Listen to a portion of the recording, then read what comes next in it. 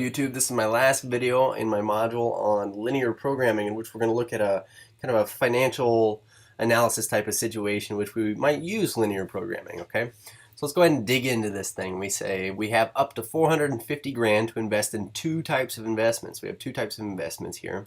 We're going to have one pays 6% interest annually, and the other one pays 10% interest annually. So in order to have a well-balanced portfolio, that is, we don't want to put all our eggs in one basket, we impose the following conditions upon ourselves, and we refer to these things, of course, when we're linear programming. These are constraints. These are parameters, okay? We want to invest no more than $200,000 in the 10% fund, at least, so we say no more than $200,000 in the 10% fund. We want at least $150,000 in the 6% fund. It says how much should we invest in each fund in order to maximize our annual profit. Okay.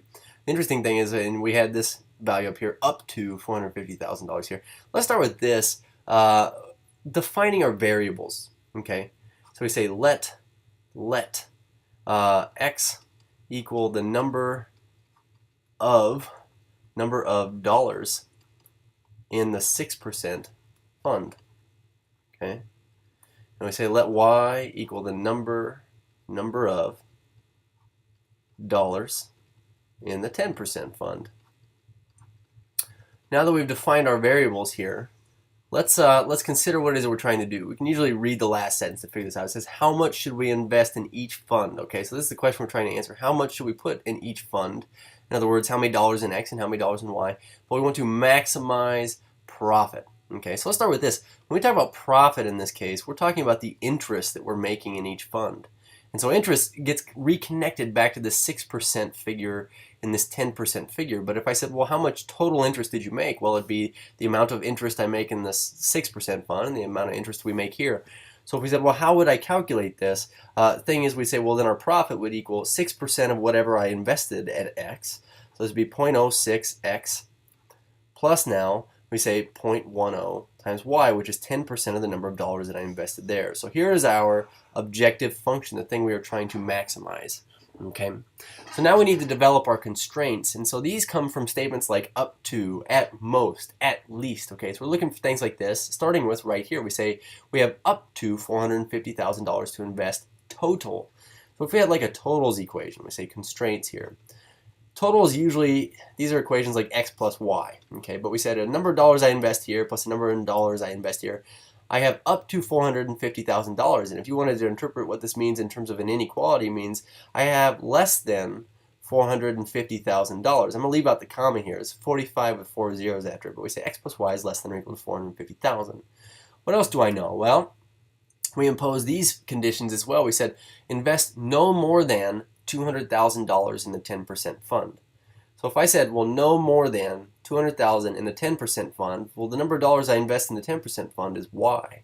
So what we're really saying here is y is no more than 200,000. That would be less than or equal to 200 of these thousands. Okay.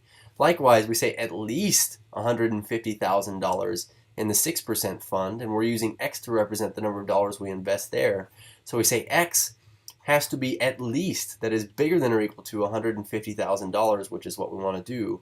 So we say, okay, so given these constraints, are there any more we need to develop here? Two that are kind of gimmies a lot of the time, but we forget to write them, are these. We are going to invest non-negative dollars, so we're going to impose these two constraints on ourselves here. So, I'd say the hardest part of this problem is actually developing your constraints and developing your objective function. But now that we've done so, let's go ahead and start graphing what we know about this. Starting with this, our primary two constraints happen to be these ones right here. We say, all right, well, first of all, x is greater than or equal to 0, and y is greater than or equal to 0. If we were to graph these, we say y equals 0 is this constraint here, and x equals 0 is this constraint here. We know that we're going to invest not to the left nor down, respectively, on our x and y constraints here. Other constraints, before we graph these, a good habit to have is like actually finding intercepts. And if we did this like in thousands, okay, we'd say, well, my intercepts here are like 450,000, comma 0 and 0, comma 450,000. Down here we'd say, well, this has an intercept of y equals 200,000 and x equals 150,000 here. It might not be a bad idea to go by like, I don't know, 450,000 out on each of these. Probably have to go by like 5,000s possibly, okay? or 50,000s, pardon me. So 50,000s, that would mean, all right, well, on my y-axis here, it'd say 50,000, 100,000. We'll do this in thousands.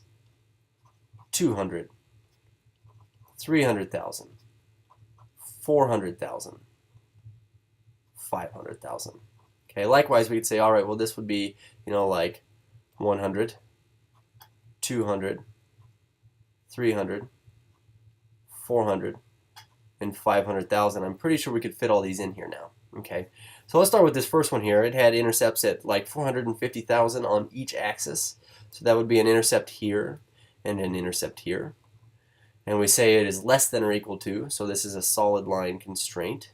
So we'll put this constraint in here and see that we need to label it. So x plus y equals 450,000. Our next constraint here is a horizontal constraint at 200,000. So we say this right here. We say this would be the horizontal line right here. I'm going to try to draw this as best I possibly can without a straight edge. We say y equals 200,000 is this constraint.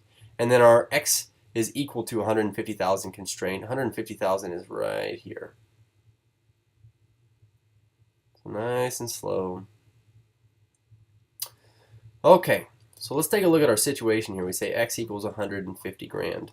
Now that we've graphed in all the kind of boundaries here, what we need to do is we need to do some shading. So maybe we'll switch over to like a magenta, or maybe get away from that. We'll go to a red so we can see it clearly here. We know that with the x greater than or equal to 0 and y greater than or equal to 0 constraints that we're going to be shading to the right of this and to the top of this, respectively.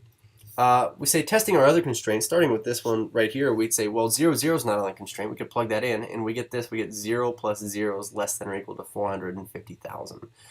And of course, that's a true statement. 0 is less than 450,000. So we'll shade down toward the side of this constraint containing 0, 0. So right now, we're kind of trapped in this triangular region right here. We did also say this. We said, all right, well, y is less than or equal to 200,000. These would be all y values less than this. We could still test 0, 0, but I think it's kind of a little bit more intuitively obvious here that we're saying all the y values less than this. But we also said we wanted to invest more than 150,000 with respect to x. So we say, 0, 0 tested with this constraint here. If you plug in 0, I say 0 is greater than or equal to 150,000. This is, of course, a false statement. It's not true. So we're going to shade away from this.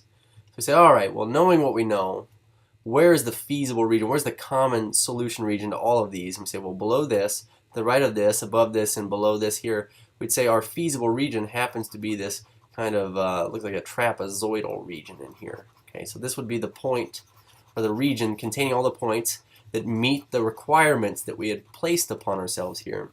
So of course, with any linear programming problem, what we need to do now is we need to determine the vertices of this region. And the nice thing is several of these vertices are very, very clear to us. We say this one here was at a height of 200,000, and it was at 150,000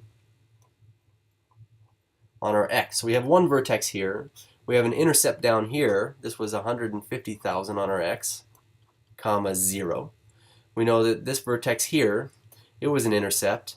It was at 450,000, comma 0. The other one we technically need to solve for is this guy here. And the nice thing about it is we already are aware that it's the intersection of this y equals 200,000 and this oblique constraint here. So we already know the y here. And honestly, if we were solving a system x plus y equals 450,000 and y equals 200,000, you could see that it's easy to substitute this in right here, this value. So we get x plus 200,000 equals 450,000. What this means is our x value must be 250,000.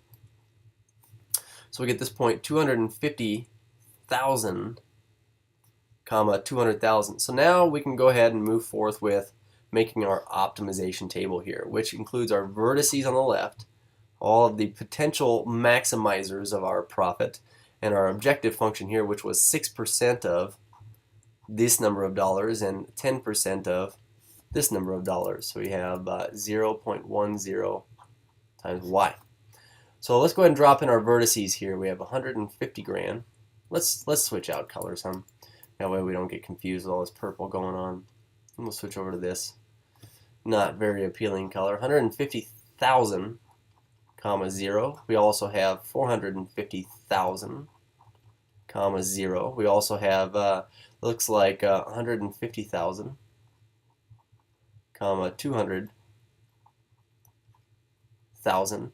And we also have a fourth constraint that we just found here is 250,000, 200,000. Okay, so testing all of these, plugging them in, we're going to require the use of a calculator here. But if we were to plug in 1,5 with 4 zeros times 0.06 plus 0 times 10, 0.10, we get $9,000. So to invest, $150,000 only in the 6% account would yield a $9,000 profit. Let's look at these other ones here. What if we were to invest 450,000 all in the 6% account? So in other words, let's plug this 450,000 in right here. We say 6% of that is 27,000 plus no dollars at 10% would give us a $27,000 profit. So already this would be a better situation than what we've already looked at, which is pretty clear to begin with. Let's plug in what else we know. We say, all right, in this case we'd say 0.06 times 150,000 equals here. So that was again like 9,000. Say plus, and we'll put this in parentheses, 10% of 200,000 in parentheses equals. So we get $11,000 in this instance. Let me check that again here, make sure I have my zeros right. Yes, $11,000, so not as much as this case here. And the last possible situation would be to invest, let's see, 6% with, let's see, times $250,000 equals this, plus, now we say in parentheses, 10% times 200,000. We get 35,000. So 35,000. And actually, I want to go check this figure again here because I just think there's a lot of zeros on there compared to what else I'm getting. But I could be right here. 450 times 0.06 times 0.06. We do indeed get $27,000 or $27,000. This is $27,000. So $27,000. This has got me wondering about my figure down here. Let's try this last one again. Sorry. 250000 times 0.06 equals 15,000 plus, in parentheses, 20,000 times 0.10, 35,000. So that's what it was there. Trying to use this small calculator here. But we say, well, which one of these generates a maximum profit? We can see easily here that this would be a maximum profit amount. But the question that we're trying to answer is this: how much should we invest in each? So we should invest $250,000 at 6%, and we should invest $200,000 at 10% for the maximum projected interest income of $35,000. Cheers.